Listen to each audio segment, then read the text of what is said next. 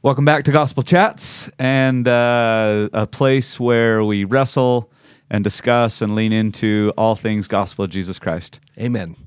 Because we can. Exactly. And it's fun for us. It's awesome. So thanks for joining. Yes, thank you. Thank you so much for joining us. We have been wrestling with the 10 Commandments given on Mount Sinai. We've worked our way through the first 7. What are we going to talk about now? Well, we're going to talk about 8 and 9. Doing 8 and 9 together. 8 and 9 together. Why together? There's some serious overlap, I think, of 8 and 9. Thou shalt not steal, and thou shalt not bear false witness against thy neighbor. So elements of honesty, good social cohesion going on here that I think they go together. Okay. They go together really well. So we're going to start out with a story. You ready for Story this? time. Story time. Is it about you? It is about me. Those are my favorite. So this is about little Marshall. Probably 4-ish years old, I think. I am in Albertsons with my mother grocery shopping. And we get to the checkout, and of course they have all the candy at the checkout. Yes, they do. And there is a pack of grape Hubba Bubba right there. Gosh, I am feeling so close to you right now. Like, this is good. I've been right there looking at the Hubba Bubba. Right, and Okay. Hubba Bubba was amazing. Oh, yeah, especially grape. Grape was so good. Yeah. And so I asked my mom, like, can we get this? And I think she must have said something along the lines of, well, she said no, but something along the lines of, we don't have the money for it, or it's not in the budget. Probably not, we don't have the money for it, because a 4-year-old probably wouldn't have understood it's not in the budget. And so I sat there and I was dejected, and then I had a brilliant idea, which is, if we don't have the money for it, I can just take it for free. Yeah. And so I put it in my hand and held it super tight, and I walked out the store. I was so proud of myself, and we get to the car, and I was so proud of my decision making and problem solving skills that I just went to my mom. I'm like, Mom, look, I figured out how to get it for free. My mother was not thrilled. So we had to go back in the store, which I'm sure was exactly what she wanted to do. Go back to the store. We had to go, I think we went to customer service or something, and I had to give it back and all of that jazz. So that is my brush with theft. Started early. Started early, but also ended early. That ended? That was the end of That was the end of your thievery career. It actually isn't. I was going to push to say, come on, this episode is about honesty. So was that the end of your stealing? Okay, the last time I stole something, so I was on my mission, and This is good. and so my companion and I, we were driving from McAllen, Texas to Laredo, Texas to do some exchanges. And it's about a 3-hour drive from McAllen to Laredo. And we stop in this little town called Hebronville, which is the county seat of Jim Hogg County, Texas, by the way. And we stop there. And of course, we have a mission car. We have a mission fleet car. So, just a mission credit card that you would buy gas with. And we stopped there, and this is the old days for you young people listening, where you could get gas without paying for it first. Like you don't swipe at the pump or whatever. And so we get there, we stop. I believe I run into the bathroom real quick while my companion's pumping the gas, and I do that, and we come back out, and then we just go. It's about 50 miles down the road, and my companion's driving, and cop lights behind us. And I'm like, Elder Bauman, you speeding? He's like, no, I'm not speeding, because that's a big deal in the mission, right? No speeding. I'm like, are you sure? He's like, look at it. So he pulls over, and Jim Hogg County Sheriff pulls up and rolls down the window, and he's super nice. He's like, I'm really sorry to do this to you. I know you're church boys, and you're doing good things. Did you get gas in Hebronville? I'm like, yeah, we got gas in Hebronville. Did you pay for it? And we both turned and said, yeah, and they're like, oh. So I thought he'd paid. He thought I'd paid. And we got a police escort 50 miles back.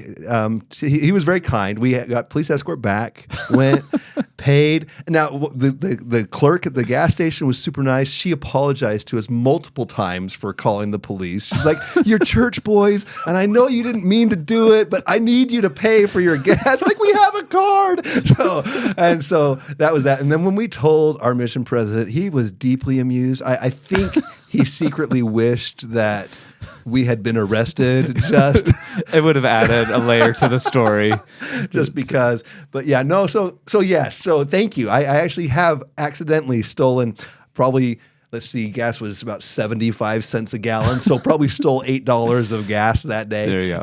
No, it went up from the bubblegum days. Went up from the bubble gum. Okay. And now today, I mean, that would have been like grand theft right there to steal that amount of gas. Liquid gold still in that stuff. So yeah, so I have a long and rich history with breaking the 8th commandment. So that's why you are leading out on That this is why I'm leading conversation. out. You got some expertise. Right, I know. Now Now where are you going to go after I don't that? even know anymore now. I'm completely lost. But If you're listening, don't steal bubble gum or gas. thank you. Thank you so We'll much for start joining there. us on Gospel Chats. Also, if you'll If you notice, we enjoyed the were wrestle. honest with the police officer when he stopped us. Because honesty is the heart of the 8th and 9th commandments. The 8th and the 9th commandment. See, now we're full circle. Now we're full circle. Now we're back. And what I want to start with is this question of stealing is a legitimate question for much of the world. And in fact, I find it fascinating in the study of the Book of Mormon, which was written for our day, that theft actually takes a prime role in the Book of Mormon, especially toward the end and the destruction of both the Nephite and the Jaredite societies. Yeah.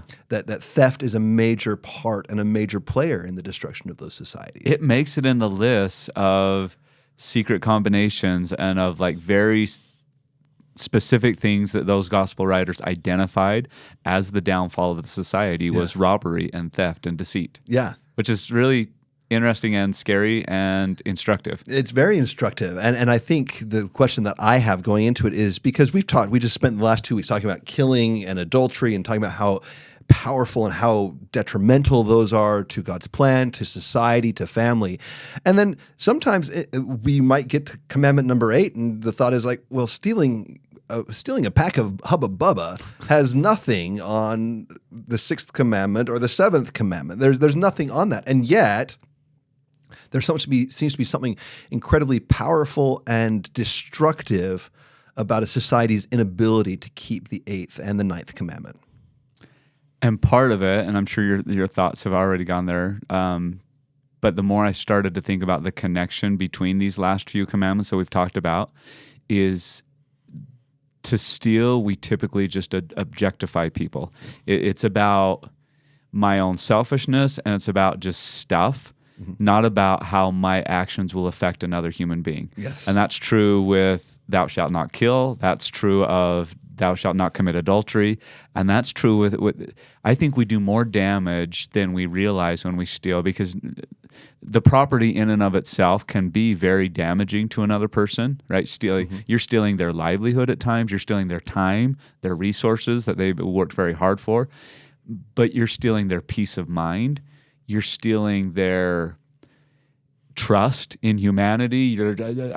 You can steal a lot from people by taking an object. Yes. Right? And that's only one aspect of, I think, that thou shalt not steal. It's interesting how broad it is. It doesn't, thou shalt not steal... Big stuff. ... Yeah. Right? You could fill that in with something. He just leaves it at don't steal anything from anyone, ever. Yes. Right? Just that was, you can steal time. You can steal... I don't know. I've been thinking broader about this thou shalt not steal thing, and I think it's big. And I think he left it really wide open for a reason. Which is an interesting thing. I'm currently just finishing up reading the biography of Mark Twain by Ron Chernow, which is very well done. And one of Mark Twain's biggest fights of his whole life was over copyright. Because when he published The Adventures of Tom Sawyer, a bunch of pirated copies showed up everywhere. And he lost a ton of money as a result of these pirated Tom Sawyers everywhere. And now, this is not, I don't want to have a massive conversation on copyright, but this idea once that could get deep. That could get right. And that's what everyone's anxious for. Yes, but copyright law. Next week we'll do patents, but no.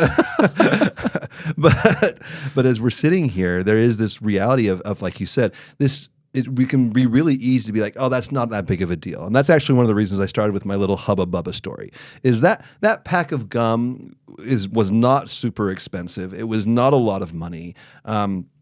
It would have cost Albertsons, some 50 cents or something back in the day.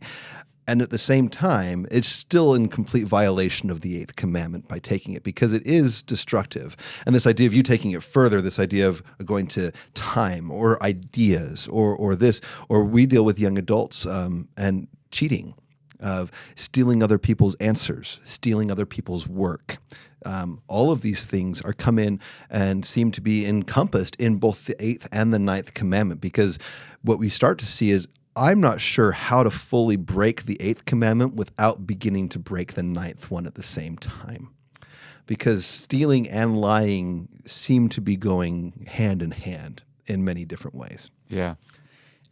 And this has caught my attention. It needs to catch it more, because I'm guilty. As you put 8 and 9 together and you start thinking about lying and stealing in a broader context, I think many of us have had experiences throughout life where we work off this question: what can I get away with?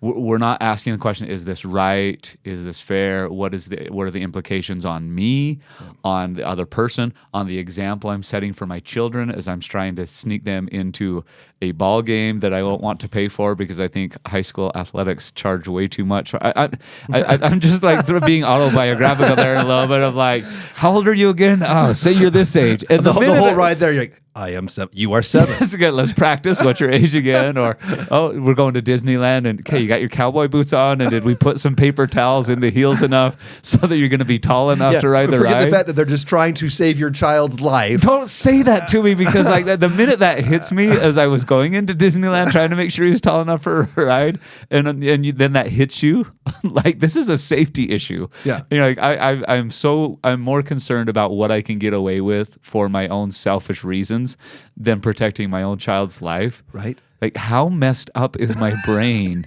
that I think that way? Well, I mean, that's the whole episode to deal with your brain, right? Gotta unpack that. But I think that's actually where we get into this question of thievery and of theft and of deceit, is why it ends up as the end of the Book of Mormon as a key indicator of societal decline, is that it shows a complete absence of ability to look at bigger pictures and to look at other people and to look at reasons for this. I find it fascinating in the description of the Book of Mormon. It often talks about Samuel the Lamanite prophesies of the curse that will come upon the land where their possessions will become slippery. And same within the end of the Jaredites, right? They have the prophecy that their possessions will become slippery. And you read it, and then it announces, and the curse was there, and they could not lay down a tool without it disappearing. And you can read that and be like, oh wow, witchcraft. Or you can read that, wow, how weird that you have a society where you've glorified robbers and things keep disappearing. I'm shocked. Okay, to be clear then, so what you're saying is in at least in partial fulfillment of that prophecy, things aren't magically disappearing. It's they live in a society that's become so corrupt that there's a whole lot of stealing. Everybody steals. Everybody takes whatever they want whenever they want it, because it doesn't matter. I don't think most people have thought about that prophecy in that way. Honestly. Well, maybe maybe I need more fantasy in my life, I guess. Yeah, you're very pragmatic.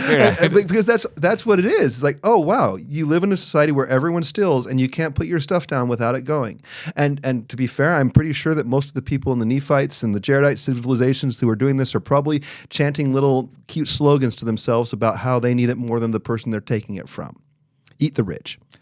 You know, and just what's the little phrase that we learned early on? Finders, keepers, losers, weepers. Right.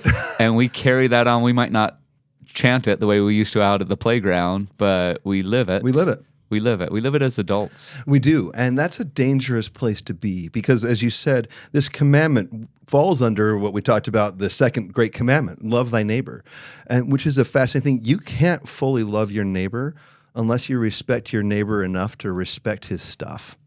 And time and ideas. And his hard work and his efforts, and to respect his person, because when we go to the ninth commandment, thou shalt not bear false witness against thy neighbor. And I find that phrasing there at the end of that commandment so important to this idea of there's dishonesty, and there's dishonesty that is actively harming somebody else. And that's a whole ballgame. And then, so I can maybe say I'm keeping the ninth commandment by not spreading lies or rumors about my neighbor. But if I'm lying to myself about my neighbor and why he has what I should have, and so I can go and take it, well, I'm breaking both the eighth and the ninth commandment right there. Yeah. Yeah, we're messed up. Yeah. And so I guess, so the question then is how do we stop stealing? That's a good question. or I guess maybe the real question is as we look at the world today and we look at how things are functioned, I'm not sure our listeners are having a deep issue going into Maverick and shoving Twix bars in their pockets. I don't, some of them, maybe. Some of them maybe. And Give if that's them back you, today. Stop it. But that's not the issue. So then the real issue becomes this actual question we have to start asking ourselves is, what am I taking that does not belong to me? Yeah. It's a good question. All of us could ask. I'll give you even a thought that came to me as I started to think about deeper, because I have little kid ideas. I really did the bubblegum story that you were telling, lived it. But I was a little bit more... I was less naive than you. I didn't show it to my mom.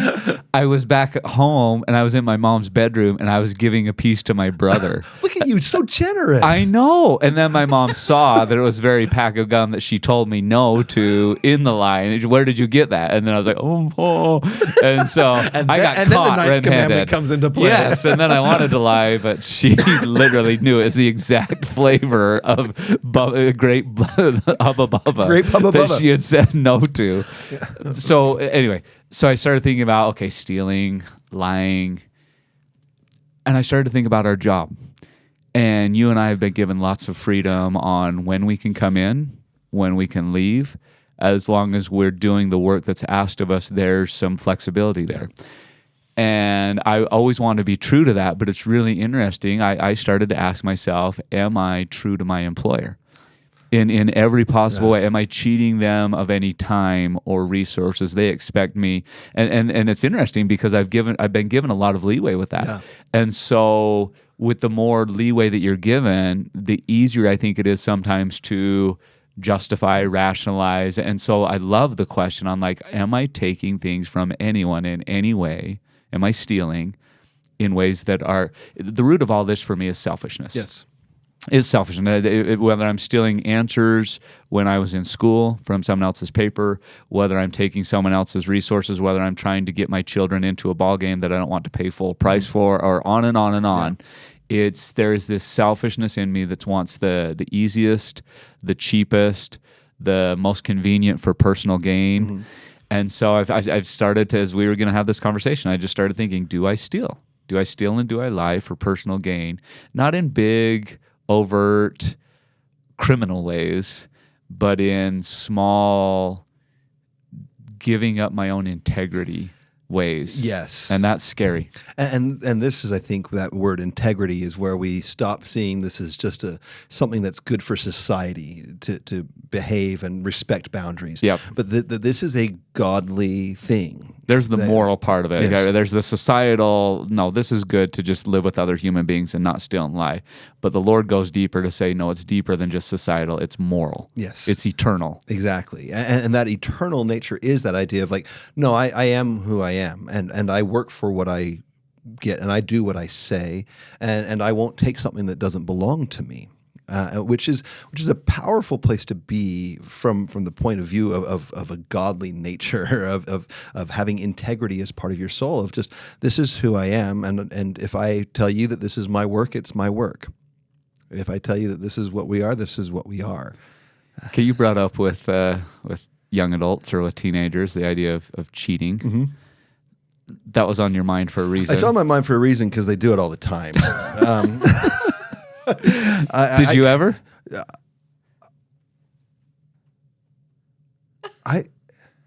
I'm really racking my brain. Yeah. I was actually okay getting crappy grades, so I don't think I did. I think my mom would have probably preferred it sometimes with my GPA. Really? Just kidding. My mom never would have wanted me to cheat, but like I was one of those like, oh well, interesting. No homework done. Oh well. I did it. So I did it. I remember doing it on book reports, especially. Like I didn't read. Okay. Never mind. Yes. See, I thought I could get a confession out of you. Now you say that, and I'm like, because I didn't consider it cheating, but I probably did. The number of book reports I've written on books I'd never read is pretty extreme. Yeah. Yeah, things like that. And then you gotta go watch the movie real quickly, or if my friend had already read the book, and I would have them give me the Cliff Notes version of something. Yeah. things like that. And there were, I mean, even before that, God, now it's interesting the minute you start to probe things, the Spirit brings things back to your mind. Me too. I'm like, all of a sudden, I'm like, wow, I was really sure of myself until I realized I'm not. Yeah. I remember helping someone do the cheating as if that's less offensive maybe. Right. But I remember a buddy, he was like, Ryan, I don't know the answers to this test. Will you help me? And he was a cool kid. Yeah. So I wanted to be cool. So we came up with this system that if it was A, I'd just put a 1 right here, and 2, I'd put a little 2 up to my temple, or for B.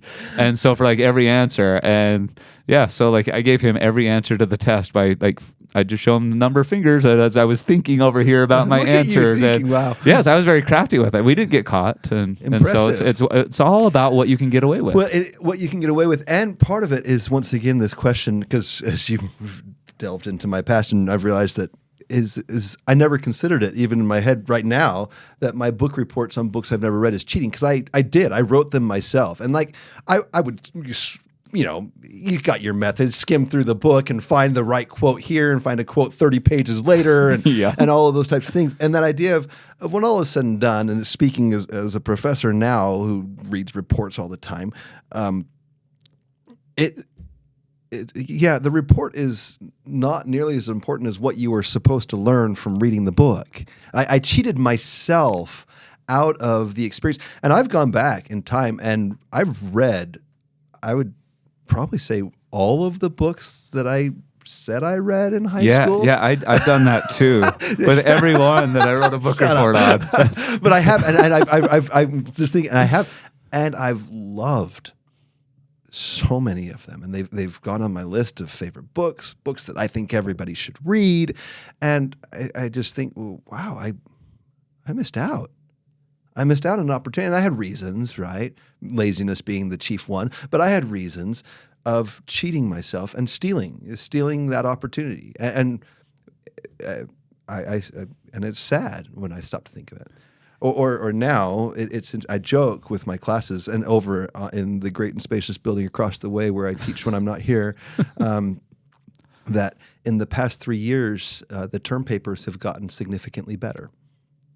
And the simple answer is it's not because they're doing a better job. It's because AI is doing an awful lot of heavy lifting. AI works. And it's much more delightful for me to read. But it's a sadness of like they are stealing. They're stealing somebody else's ideas, a computer's ideas. But they're stealing. But the computer got it from someone else who put it out there. Who put it out there, and they're stealing it, and it's going to ultimately hurt them. In my better moments, I have come to see that the idea of being completely honest and filled with integrity has to include not just lying, like the act of like crossing the line of lying, but to see as deceitful any withholding of the truth. Yeah. Like with the book reports, it doesn't feel like lying. And I never wrote anything I did it myself. Yeah, exactly. But the deceit was trying to give the appearance that something was that wasn't real. It wasn't really the facts. I did not really read and study this book, right? And I think about that in school. I think about that in conversations with people. I think about my wife and conversations we've had about like honesty. And it's like, okay, you might not be telling a lie, but you're not telling the whole truth, which is the same thing. Exactly. If we understand the moral law. The moral law of integrity is anything that you do to try to keep the true facts from coming to light is wrong. Yes. And selfish. And that hurts when I say it that way, because I just think I have been conditioned and trained to do that. And sometimes, unfortunately, to do that well. Maybe I know which facts to leave out in certain situations to make me look better or to make a situation look not as drastic. You know, I think there's this human culture where we need to look at that more closely as disciples of Jesus Christ. Yes. Again, if other people don't want to take that as seriously, but those of us who have made covenants, I think we need to take honesty to a different level, which is anything meant to deceive in any way is not Christ-like. Well, and I think it's key for me in looking at this is you go to section 76 of the Doctrine and Covenants, and as the Savior is listing, as Joseph Smith and Cindy Rigdon are experiencing the celestial, terrestrial, celestial kingdoms, and they get this list from heaven of different attributes of these different people, that in the telestial world, that one of the attributes is liars. And that one's always struck me pretty hard because the other ones are like whoremongers and things. I'm like, okay, I'm good, right? Yeah, I'm it not gets there. very graphic. Murderers, adulterous, whoremongers, liars. liars. And it's like, and that question, because once again, some of our conversations we've had plenty of times, as we've had today, is that most of us are making it through this life without becoming a murderer and hopefully without becoming adulterers or whoremongers. But I don't think there's a single person who's leaving this life who's never told a lie. If so, they're lying. Right? Let's just call it what it is. And I think that goes back to this question of, okay, this question of lying seems to be just an innate human tendency. And if you've raised kids, you know very clearly that it's an innate thing. It starts early. So, and it's really bad. I mean, it's really pathetic lies, but it starts really early. They have it right in their head. I didn't take Tommy's thing. You did. The number of times, stop hitting your brother. I'm not hitting my brother. I am literally watching you.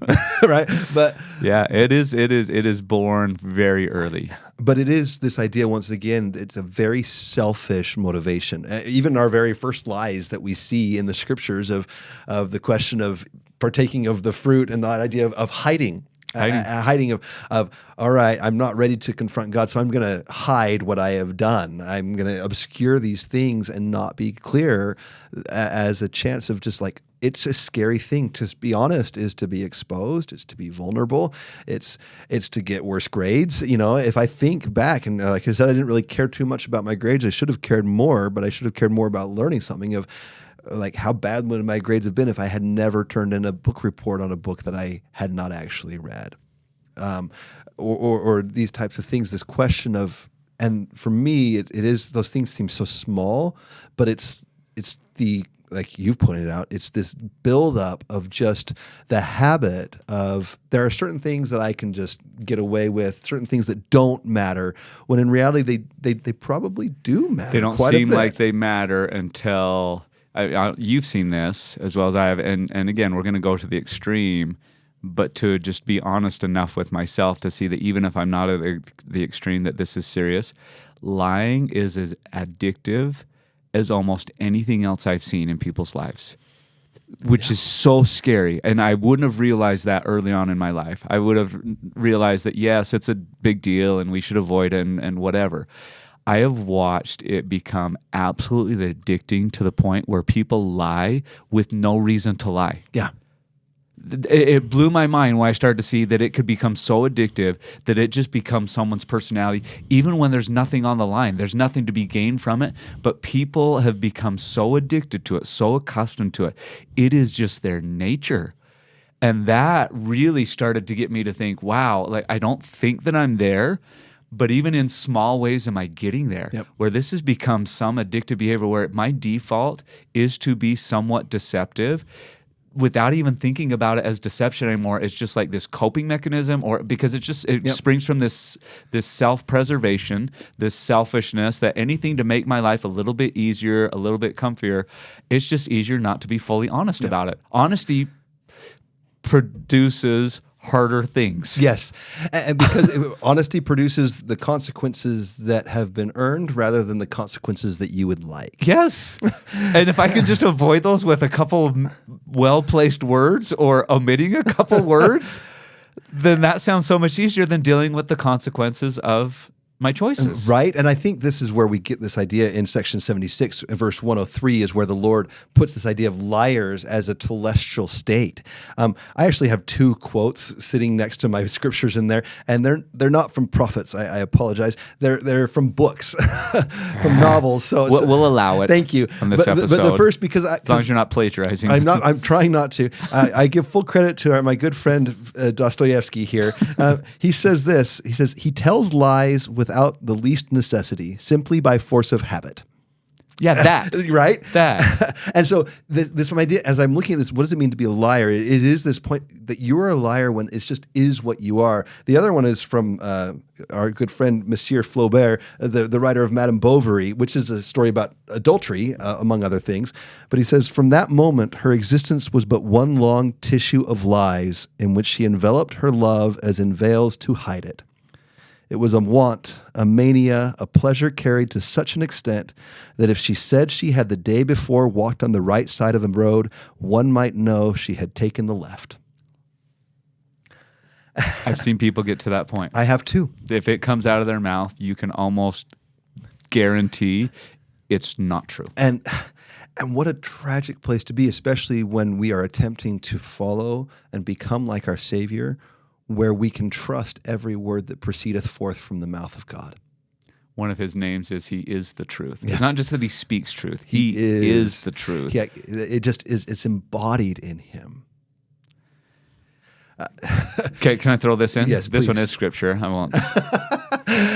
I'll leave you to quoting great literature. I'll quote God. A valid produces comeback. But do you remember just back in 124, not too long, in section 124 of the Doctrine and Covenants, the comment that the Lord makes about Hiram Smith? It's so good. In last conversation we had talked about flipping the seventh commandment into a positive. Like it's not just enough not to commit adultery. What if we loved and delighted in chastity? I think this is the inverse of 8 and 9. And again, this is verse 15. And again, verily I say unto you, blessed is my servant Hiram Smith, for I the Lord love him because of the integrity of his heart, and because he loveth that which is right before me. Just as much as you can become a liar, not just tell lies, but become a liar, we can become integrity. Yes. And the Lord loves that, which is it's just such an interesting statement. We talk about unconditional love. This sounds conditional. Very. This sounds like Hesed that President Nelson has taught us about, that in a covenant relationship, the Lord has no problems with saying, I love all my children, but I really love Hiram because of the integrity of his heart. And part of that is this idea is the honesty of Hiram. And I think going back to the 8th commandment as well is one of the things that I'm seeing at the problems with stealing is if you get used to taking things, you start to believe that things that don't belong to you should belong to you. And there's an eternal problem with that. That's a satanic moment from the premortal existence of desiring something to which he had no right. We see that flare up in Satan's life. Just regularly. Wow. Yeah. And this moment of, and once again, it's might start with that pack of Hubba Bubba. But it could lead to becoming Satan. Are you attaching Hubba Bubba with Satan? I'm attaching allowing ourselves to believe that we are privileged to take whatever we want or to say whatever we want that will manage to give us what we want is the satanic path. It's the idea that I get to choose my consequences. I get to choose my end result, not based on my choices, but based on what I let people see about my choices. That I can just take what does not belong to me. I wish in more situations I could see more clearly what I'm actually giving up anytime I steal or lie or am dishonest in any way. Like, is my integrity worth anything that I gained? Was it worth the $5 I saved? Was it worth the grade that I got on that paper? Was it worth getting out of that tricky situation where I probably should have apologized, but I blamed it on someone else? I'm just trying to think of, like, was it ever worth what I gave up to it? Because in the end, we always give up something. Yes. By lying or stealing or being dishonest in any way. And out of all the things, now that I'm getting a little bit older and wiser in my relationship with God and Jesus Christ, to give up my integrity, like what would be worth that? Yeah. What would be worth that in all eternity? Out of all the things not to give up, if the only things God could say about me by the end was, well, Ryan was kind of a mess, but man, he was honest about it. Like, he didn't try to hide it. He didn't try to cover it up. He didn't try to lie about it. He didn't steal it. He's got some stuff he's got to work out, but he always faced it with honesty and integrity. Yes. Well, and I think we've talked about this before, but that is the gospel of Jesus Christ. Repentance is not a backup plan. It is the plan. Yeah. We're going in this. The Lord sent us here with full knowledge that we are not making it out of here alive or intact. And so this whole desire to put ourselves in a different location and to pretend that we are better off than we are, which I definitely have, is the problem. Starting in the Garden of Eden, the bigger problem than the fruit was the running from God and hiding from him. and the making of your own aprons rather than going to the Lord for help, or even, if we can be fair, even listening to Satan and not asking advice in the first place. of we have this, and then we come to section 121 when Joseph Smith talks of what will destroy priesthood power. He doesn't say sin will destroy priesthood power. Those who undertake to cover their sins. That's where priesthood power is destroyed, because that's where the lying starts. Sin is going to happen. Whether we deal with it honestly or not is the question seems to be the question on God's mind. Yeah. So now, this might be a bit extreme, but this question of, if I'm going to bear false witness against my neighbor in this way by lying that I am okay, which doesn't feel like it's against my neighbor, but am I not? My ultimate neighbor is Jesus Christ. Am I not stealing from him an opportunity to bless me? Am I not taking that away from him? Am I not lying against him and making his atonement be of no effect in my life? That's a horrible thing to do, and I should not have thought about that, because now I'm feeling really guilty. But now, which you should have, because that's a good thing. I know. We need to quit thinking that that's the bad thing, that's the actual good thing, because now there's an opportunity for you to connect with the Savior in a deeper, to be better through Him. Yeah, exactly. It's just hard sometimes to realize that you're not nearly keeping the 10 Commandments as well as you thought you were. But we thought we would talk about these in a way of like, here's what we've learned because we've got these down, and then you talk about them like, we're horrible. I'm a thief and a liar. So. It did not end with the hubba bubba. It continues. The story of Marshall's thievery goes on and on and on. And I'm hoping it doesn't go on and on through eternity. Me too. but that idea of just like, what am I taking? What am I thinking is mine that I don't actually deserve? And I'm not being honest about. And again, with that bearing of false witness against your neighbor, I'm destroying my own life by giving away my integrity. I'm destroying relationship with my Savior because of that needs to be built on honest confession, repentance. I mean, can we just be honest in the world we live in? You can destroy people's lives by bearing false witness against them. 100%. I get so scared, including in the profession that we have, as you want to be kind to a student or visit with a student in your office, and all it would take is one student to make one allegation based on absolutely nothing. It could be. Our lives could be flipped upside down. Yeah. I've watched people's lives get upside, and even if they've been proven innocent of things, you cannot go undo sometimes the damage that can be done when you bear false witness. Yeah. And so again, to just see all of these, like, God knows how serious each of these things are. And He's trying to protect us from destroying ourselves, from destroying other people, from destroying relationship with Him. And the more I look at that bearing a false witness, wow, it might not seem as serious as thou shalt not kill and thou shalt not commit adultery. I think it's right on par with them. Well, you can destroy lives. Absolutely. And I think it goes beyond just that very intense example you gave of making a false allegation. But I think it would also have to include engaging in rumors or gossip. I couldn't help but think, as I'm looking at the 9th commandment, thou shalt not bear false witness against thy neighbor. The phrase bear false witness has a very legalistic ring to it, of this idea of perhaps God's just talking about an illegal setting, that you better not perjure yourself, right? Tell the truth, the whole truth, and nothing but the truth. But that starting point, I went there because one of the key rules of evidence is that you're only allowed to testify about something over which you have personal knowledge. If you don't have personal knowledge of the thing, you are not allowed to testify on that thing, which makes sense, right? We only want people who know what they're talking about to testify. And I stopped to think, how many times do I talk about people, about things that I actually don't have personal knowledge of? I might have personal knowledge of what someone said about that person, but I don't have personal knowledge of the actual things. I don't have personal knowledge of what went on behind the scenes. I don't have any of that. And if I'm treating my conversation in a legalistic way and asking myself, do I have personal knowledge of this? If so, I can share it. If I don't have well, that's even a different question, but if I don't have personal knowledge of this, I should probably shut my mouth, because I don't know. I don't know, and I have no right to say if I don't know. There's a lot of that goes on. We're all guilty of it. all guilty, and it can be, and again, it can be so damaging. I just think I'm debating whether this is appropriate to share, but just as an example, I've heard teenagers, I've heard young adults, I've heard adults almost flippantly call someone, and I've heard the term pedophile thrown out because someone has a mustache. Yeah. Because they've heard something from someone else about some stories, including in stories where I know that person has been proven innocent or there was no substance to the story.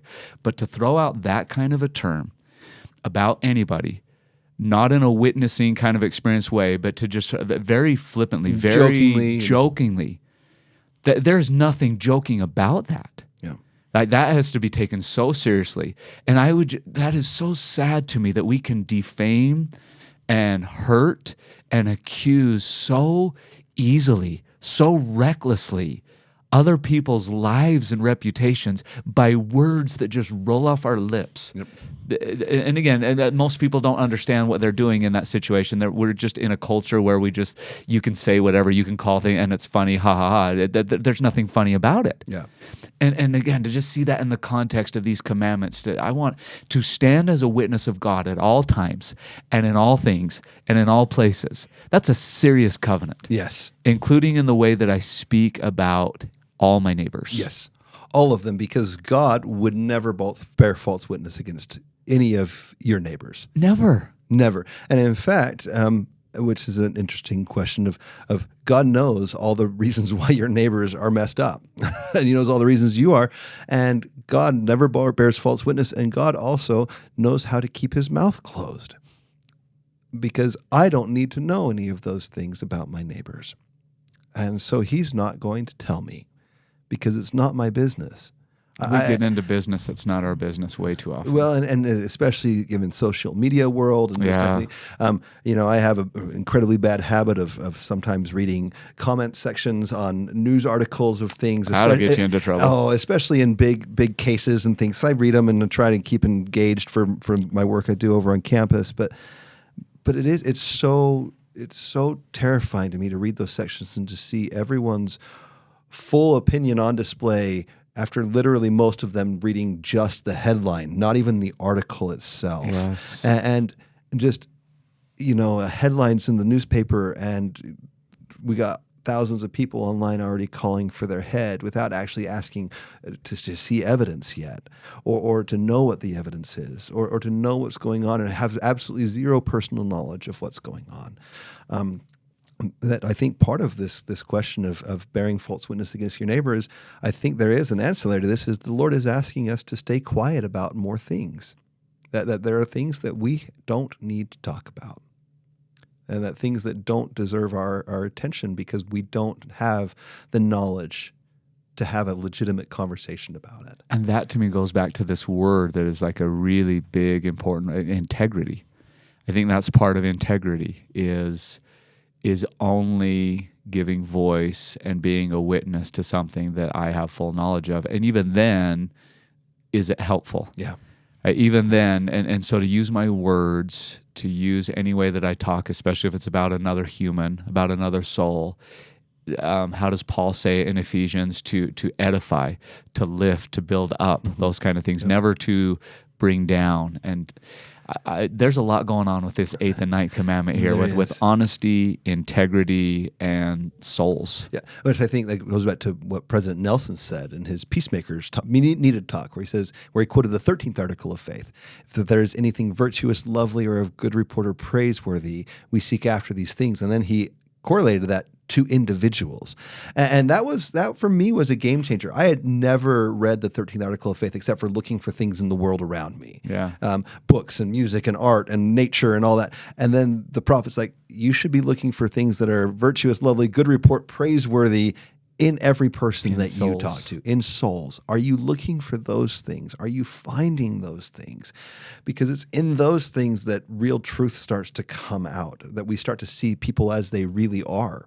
And that's the danger. So I keep combining the commandments is how many times through my words, through my actions, have I stolen opportunities from other people because I've judged them unfairly, because I have believed things about them that I had no business believing and that I had no actual knowledge about, or I said things about them that stole from them an opportunity, stole from them a friendship.